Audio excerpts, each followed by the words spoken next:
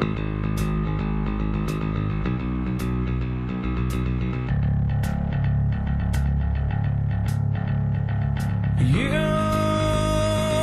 take away.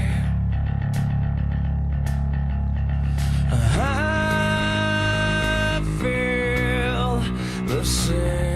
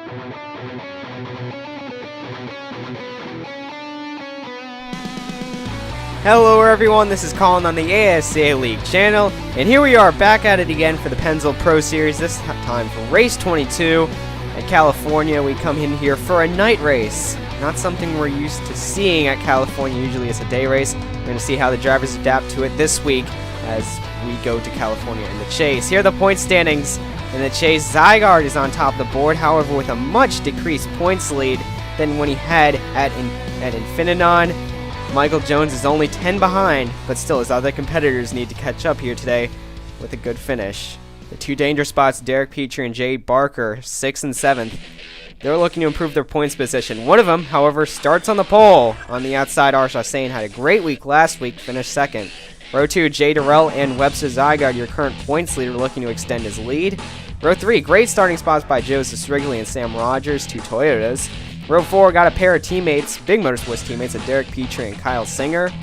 Row 5 has Michael Jones and Rick Witt, a pair of chasers. They're looking to do good today. Row 6 has Nicholas Samudio and Haley Wish, a great start for the rookie. Row 7, Ryan Dunn and Ryan Kendall. Kendall falling off after having a previous really good couple weeks. Zach Komoski and Tony Green, another rookie, starting up close to the front. Eric Willis and Daniel Voyle starting row 9. This track does tend to favor rookies because of its not let off the gas kind of style. Jose Viquez and Zach Carves are going to start in row 10. Row 11, chaser Nick Purcell's one of the further back starting chasers, and Cody Russlone is outside. Row 12, two people who got eliminated last week, Jack Newman and Blaine Keys. Row 13, Nikita Riskoff and Daniel Maxwell, two drivers who barely missed the chase cutoff at race 16. Row 14, Addison Steinbach and Brock McMahon. Row 15, Allison Davidson and Brian Boone, a pair of Dodges in the field. Row 16, your further starting back chaser, Kyle Collins and John Cittadino. Row 17, Jesse Dalton for night racing and Cesar Chavez, one of the hottest drivers on the track right now. Row 18, Brian Lenning and Aaron Lukes. Row 19, Jeremy Jones and Matthew Brown for the DW Motorsports Mustang. Row 20, William Brock for the single car organization, and Carson Scott, making both night racing cars, join the field. In row 21, Dion Scott and James Johnson round out the field. Here are the people that did not qualify for the race, and we are just about set to get going and racing here at California. Pace car is off. They're coming to the line. Green flag is out. Here we go racing under the lights at California.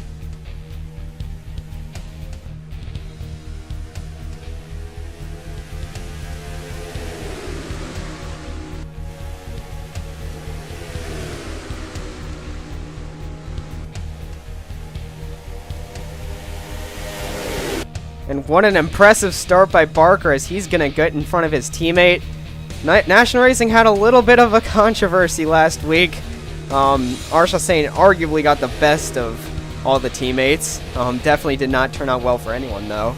But the two National Racing cars are going to slot into first and second. Jay Durrell is going to fall into third. Engine problems right at the end of the race. Also problems for him last week. He wants to try to recover from that and hopefully finish off the season with any strength left. But for Arsha Sain, he just wants to do well. Last week was probably one of his only good runs of the year. He's had other good performances, just has never been able to get the finishes. He is already confirmed to be leaving National Racing at the end of this season. Don't know his plans. He might be going over to the newly confirmed Knight Hoffman Racing, a merge between Knight Racing and Hoffman Motorsports. Just announced this week. We'll see how that goes. As we see the 43 car behind though, Jay Durrell, it's surprising to see him have a bad year after winning the championship last season, but it has gone that way. But you see behind them, we got a battle between Derek Petrie and Michael Jones, or Derek Petrie has pulled away a little bit. But these two chasers are the second highest to Jay Barker, who is currently leading the race.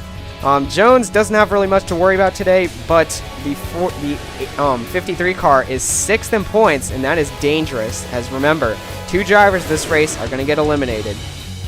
We're looking at Webster Zygarde here in the back of the field. This Era Chevrolet has not been strong this week, and you know, that's a common thing we've been talking about Webster Zygarde, but somehow he finds himself on top of the points. Just ends up to finish off the day strong. We'll see if he can get away with it again today. The only other chaser we haven't talked about is the Old Spice Racing teammates, the remaining Toyotas in the field.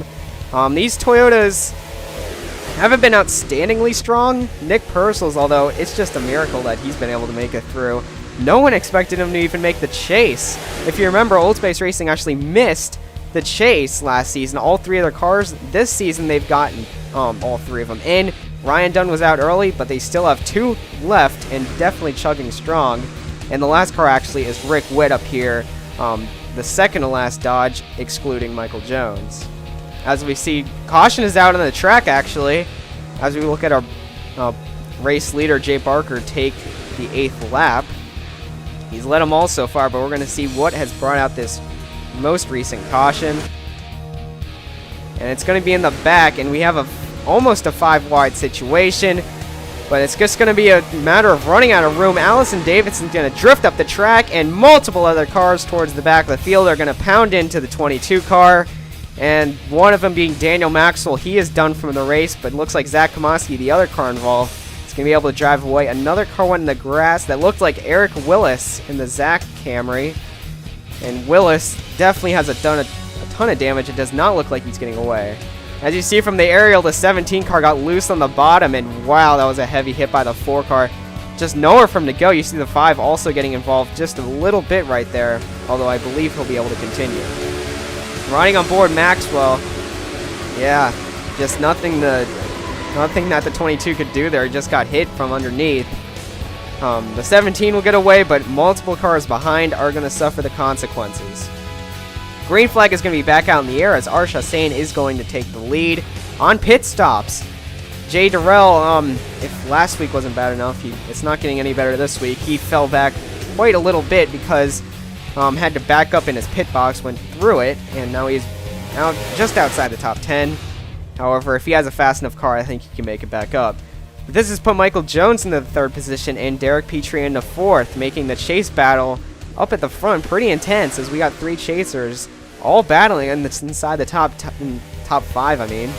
But Arsha Sane is the guy that's breaking that up a little bit. Also, Nicholas Samudio, a pretty good run for him, back in the 5th position. Rick Witt, Kyle Collins, Nick Purcell, and Webster Zygarde, though, the other 3 chasers, are pretty much logged at the back of the field. Now, this isn't good for people like Nick Purcell or Kyle Collins, because while they did come in here 4th and 5th, the 2 drivers that they had a cushion on, Derek Petrie and Jay Barker, well, look at that. They're actually on top of the screen right now, 1st and 3rd in the race. That will knock those Old Spice teammates down. And Rick Witt, he still has to worry, because if one of those Old Spice guys get up there, it could be him getting knocked down. No one's really safe. Other than Webster Zygarde, it will be pretty ludicrous if he gets knocked out, but anything can happen here. And you see the 2 cars actually going to get passed here now by the 9 car of Arsha Sane. And look who's coming in on the inside. Derek Petrie in the 53 is going to make this a 2-car battle. And Michael Jones on the inside, he's going to make it a 3-car battle. And Jay Barker is now going to slip from 1st to, it looks like he may slip to 5th here if Jose Viquez can get in on the battle. Hossein will come away with the lead. Derek Petrie will follow in 2nd. And Michael Jones is going to go in 3rd. Also coming up in this mix, Jack Newman in the 7, one of the National Racing teammates. Here's Jay Durrell for Fitzwater Australia Racing. Hasn't been able to make his way to the front yet.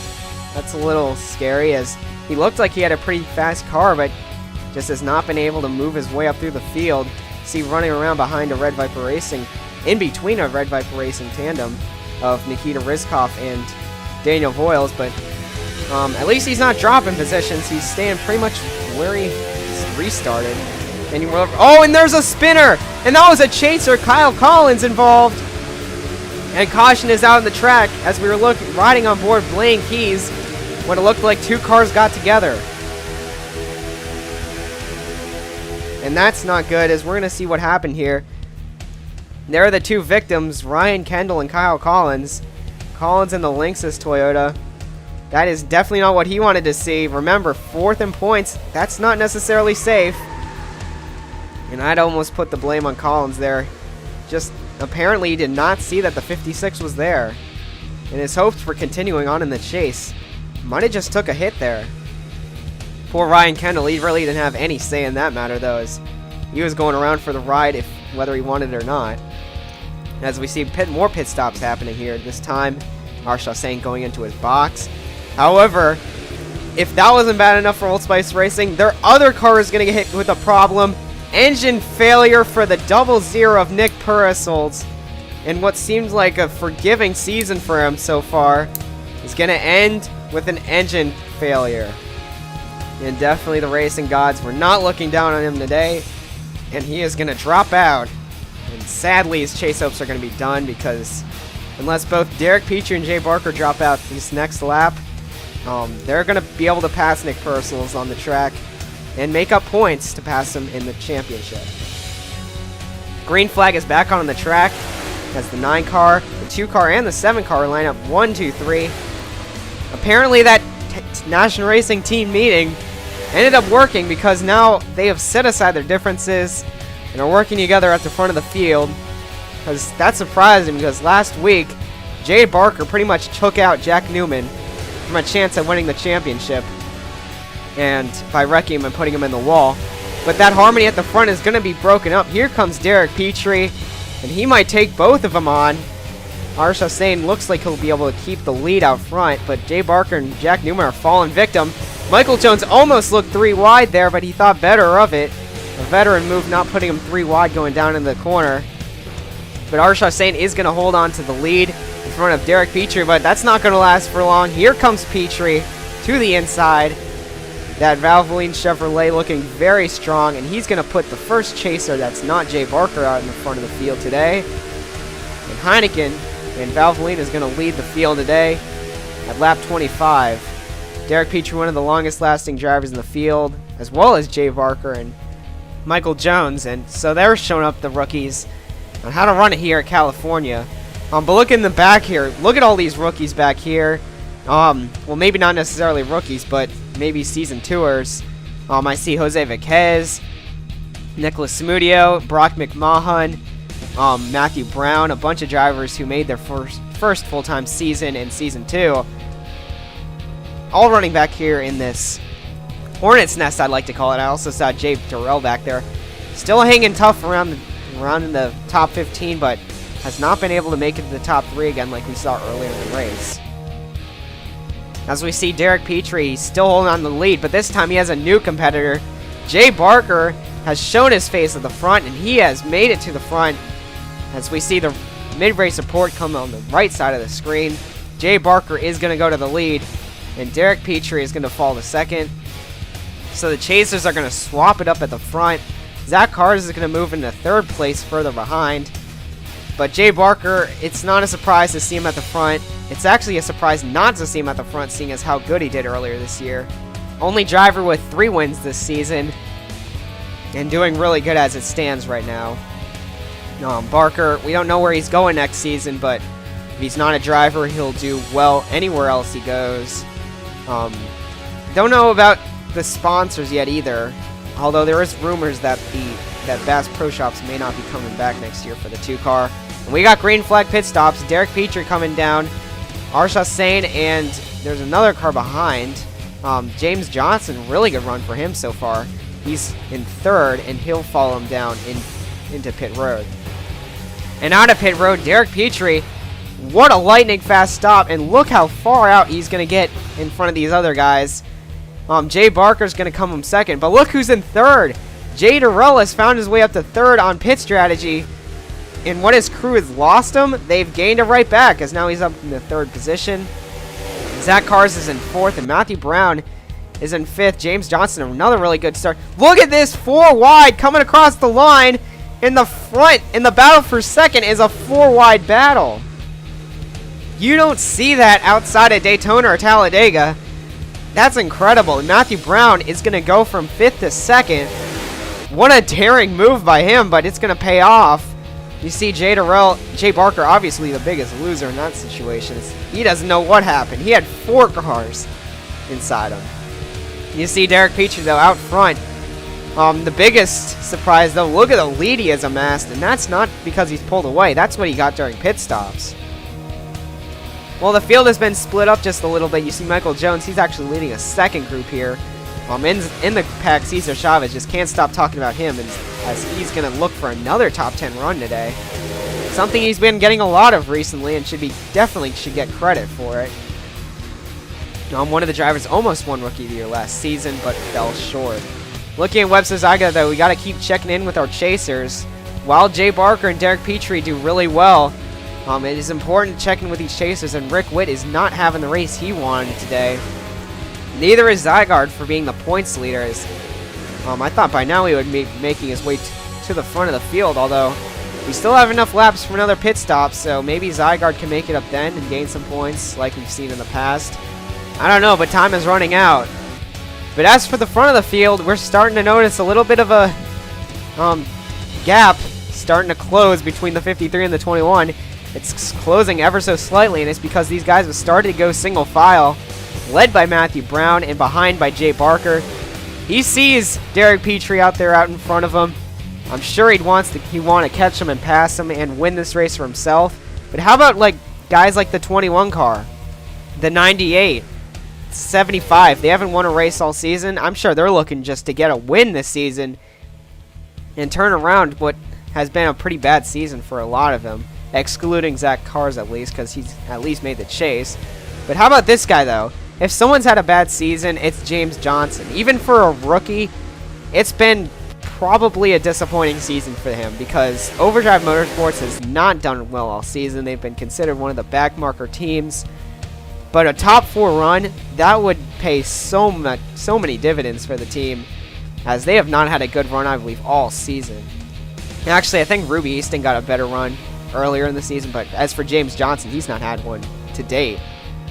As we see, Derek Petrie is going to lead him in a little bit earlier than we expected, but it's going to bring in everyone nonetheless, as we see the 21 coming out, but following him is the 2 and the 98.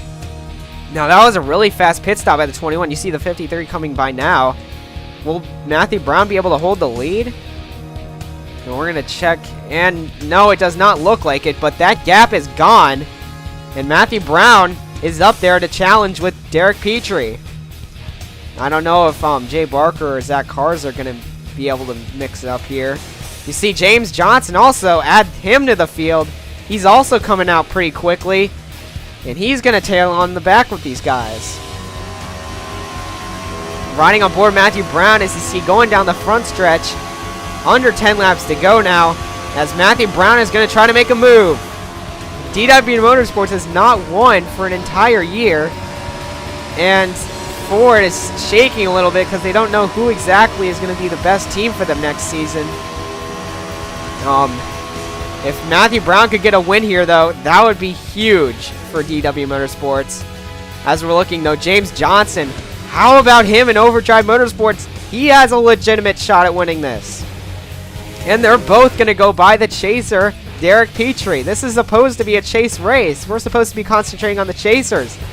Well, 2 non-chasers just blew by our dominating driver of the day, Derek Petrie, in his quest for the chase. And we have forgotten about the chase because we got a 2-man battle at the front here. Here comes James Johnson, looking to the inside. And a feel-good story at the front of the field if either of those 2 guys wins the race. Looking, though, behind, I would not count out these guys. Jay Barker is closing the gap. He saw what Matthew Brown did last green flag run, and he's replicating right now as he has a little bit of help from Zach Cars, but they are single file nonetheless. Just 4 laps to go. You see Jay Barker is there, and he has closed the gap. At the front 3 have stayed the same, but Barker is there. We have a caution on the track. Oh no, and I think that will end the race. This is the race for the win, I believe, and Matthew Brown is going to lead the field coming back to the start-finish line. Barker made up so much time in such a small amount of laps that he probably could have made it to the front of the field, but we do have a caution on the track. Oh, and William Brock is blown up on the inside line. He was actually having a really good day today, inside the top 10 a few times. And he's going to actually blow a motor, you see, going down the front stretch. However, that was not the caution flag. The caution flag is for the group you saw just passing by back there. No, Matthew Brown is down and out of the way, but perhaps he might have laid a little bit of oil. And you see the 23 and the 93 are going to get together, and that's going to send Jeremy Jones up into the wall. And those were actually teammates, so I don't know what happened there. We're going to ride on board Addison Steinbach, and determine. And it looks like Jones actually slowed up just a little bit, and Steinbeck was not anticipating that. I'm not really going to throw the blame towards either one, but it was a teammate accident, and that's not what you want to see. Pretty much the national racing of this season. I mean, of this race.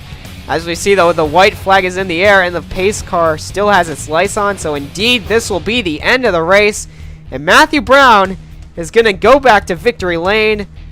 And what a great story. How about that? 1-2. Two drivers I don't think anyone expected to be up front.